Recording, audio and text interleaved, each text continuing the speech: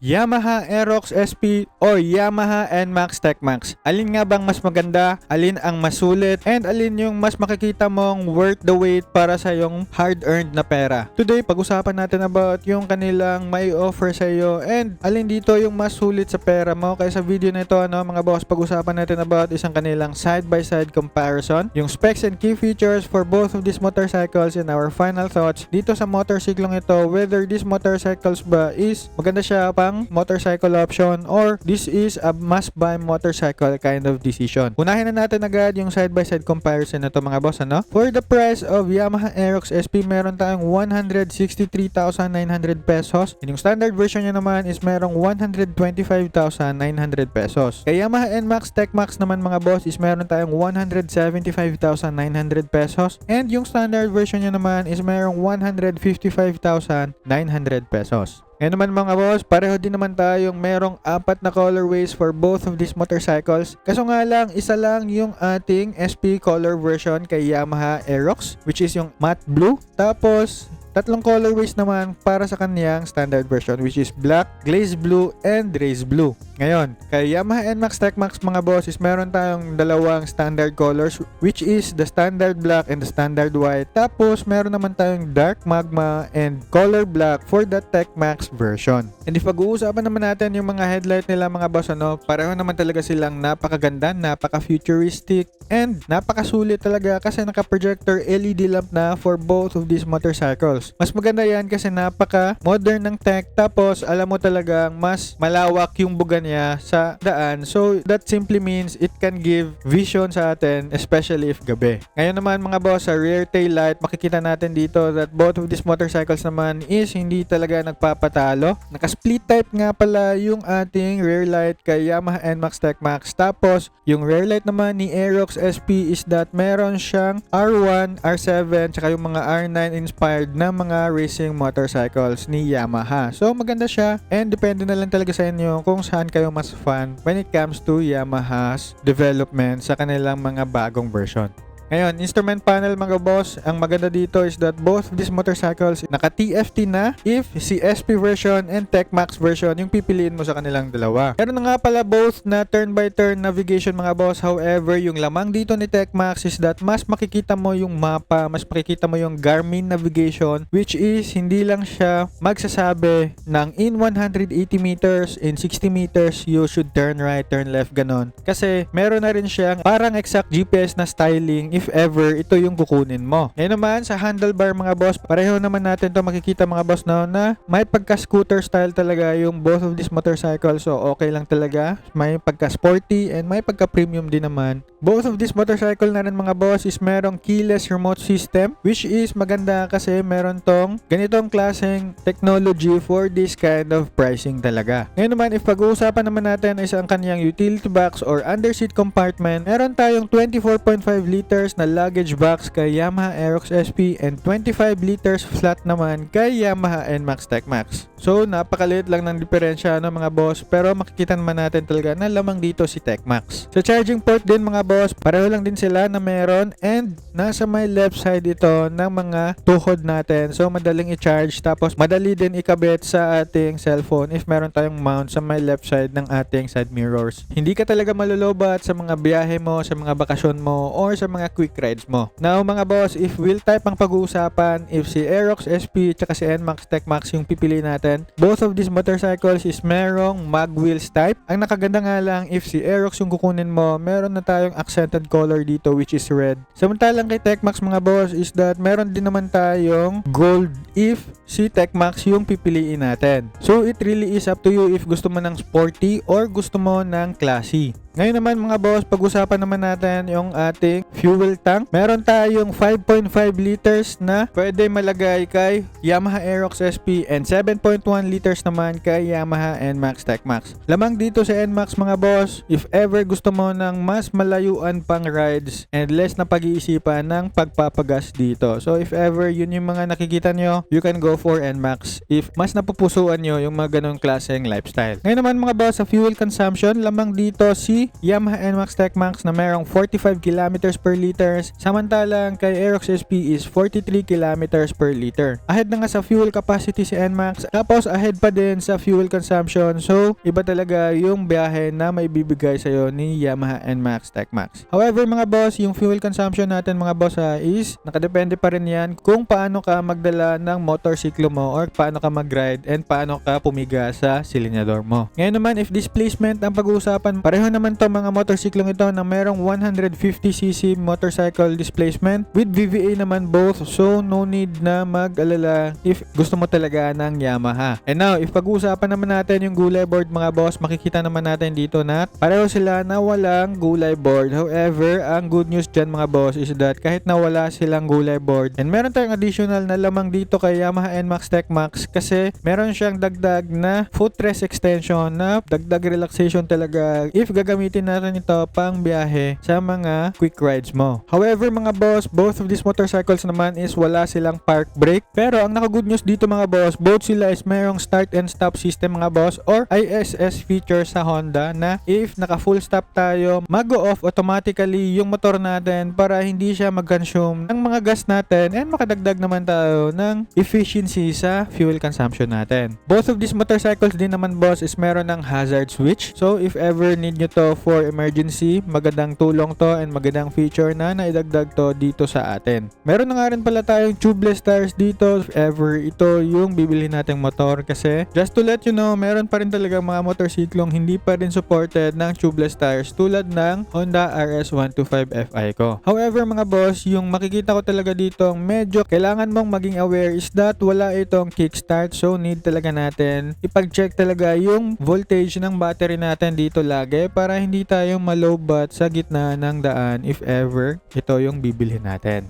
Ngayon naman, if top box inspo or customization na makikita natin dito mga boss, makikita naman natin dito na maganda rin naman tignan si Aerox SP sa ganitong design na meron siyang top box. Kaso nga lang mga boss, mukhang mas maganda tignan para sa akin si Yamaha NMAX TechMax na merong top box kasi medyo magmumukha talaga siyang may pagka X-Max if ganyang klaseng tindigan yung makikita mo. Alam naman natin, beauty is subjective. Kaya ngayon pag-usapan na natin ang kanilang specs and key features. If makikita natin dito mga boss, pareho rin naman sila na merong displacement na 155cc na naka-liquid cooled. Yung power din nila mga boss, pareho rin naman na naka 15.2 horsepower at 8,000 RPM. Tapos yung torque naman mga boss, pareho din naman sila na naka 14.2 Newton meters. And compression ratio na 11.6:1. Bore stroke din mga boss, pareho talaga sila na 58 by 58.7. And nagkakatalo na lang tayo sa fuel capacity and yung wet weight natin, which is meron tayong 5.5 liters kay Yamaha Aerox SP and meron tayong 7.1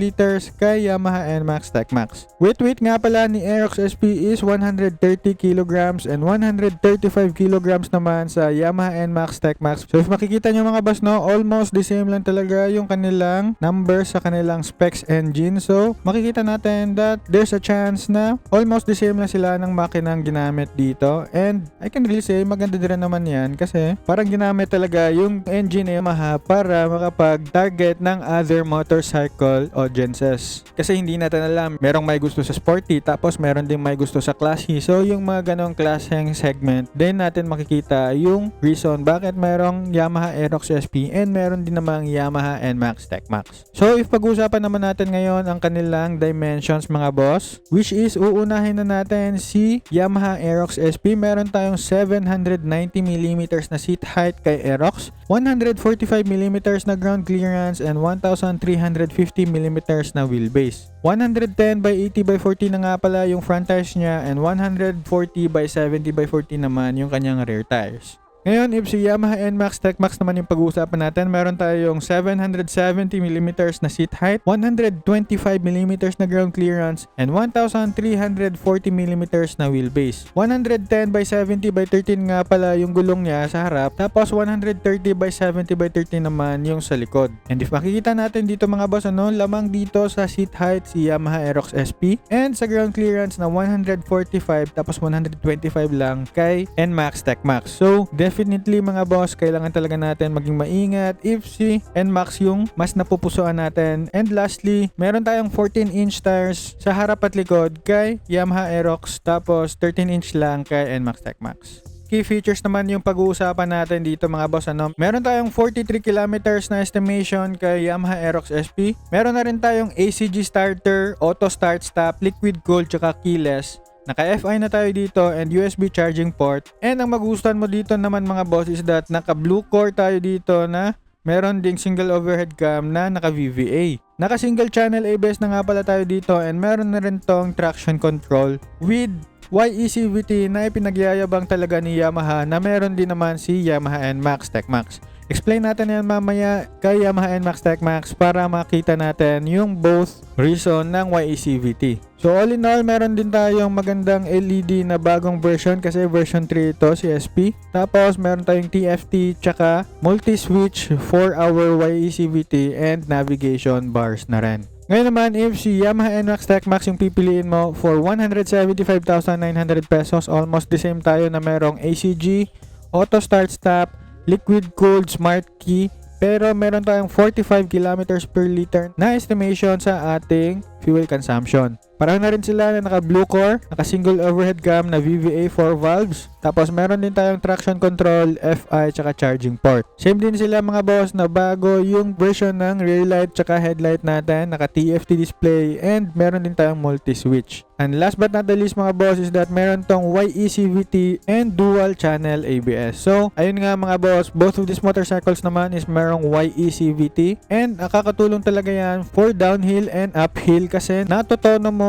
yung RPM ng makina kasi meron na itong capabilities na mag-shift ng gears. If need mo mag-uphill, kailangan mo mag-change gear, and kailangan mo mag-change gear din naman if ever need mo mag-downhill. Napakalaking tulong niyan mga boss, especially alam naman natin yun yung mga need ng mga motorcycle riders if pumupunta sila lagi ng mga daan na pababa kasi hindi daw dumidikit yung brakes nila and may chance na hindi sila agad makakapaghinto kasi wala silang tulong na engine brake. So yan yung natutulong talaga ni YECVT sa downhill. Tapos sa uphill naman mga boss, para siya makakapag-change gear na mas mapalakas yung torque niya para makapag-ahon agad if ever need mo yung kanyang klaseng features. So all in all mga boss, napakalaking tulong and napakadaming bagay na may tutulong ng YECVT na technology ni Yamaha, which means napakaganda niyan if ever alin man dito yung mas napupusuan mo. And if makikita natin yung pricing mga boss although mas gusto ko si Yamaha NMAX TechMax mga boss, makikita naman natin dito that hindi talaga nagpapatalo rin naman si Yamaha Aerox SP. So andito na nga tayo sa final thoughts natin dito mga boss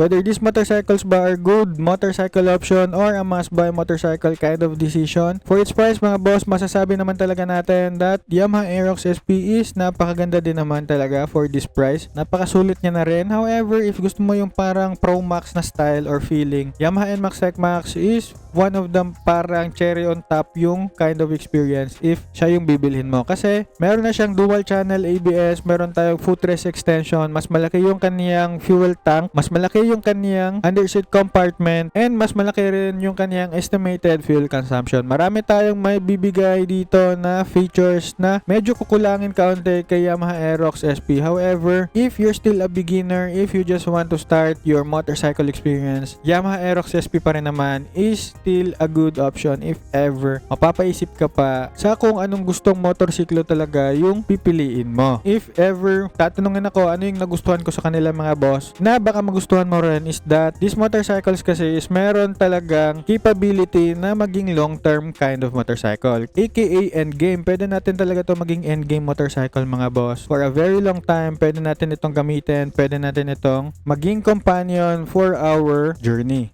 Si Yamaha Aerox SP yung pipiliin natin mga boss. Meron tayong sporty kind of experience dito and beginner friendly pa rin naman for both of these motorcycles. However mga boss, if naghahanap ka ng comfortability tsaka tech pack features, Yamaha NMAX TechMax is parang top of the line as of the moment sa mga motorsiklo na 155cc ni Yamaha. So alin nga ba talaga yung mas nagugustuhan nyo dito mga boss? Yung sporty experience ba kay Yamaha Aerox or yung comfortability na maibibigay ng Yamaha NMAX? Pakilagay nga dyan sa comment section. And if nagustuhan nyo itong mga ganitong klaseng content mga boss, meron tayong Honda ADV Road Sync versus Yamaha NMAX Tech Max dito rin sa ating content.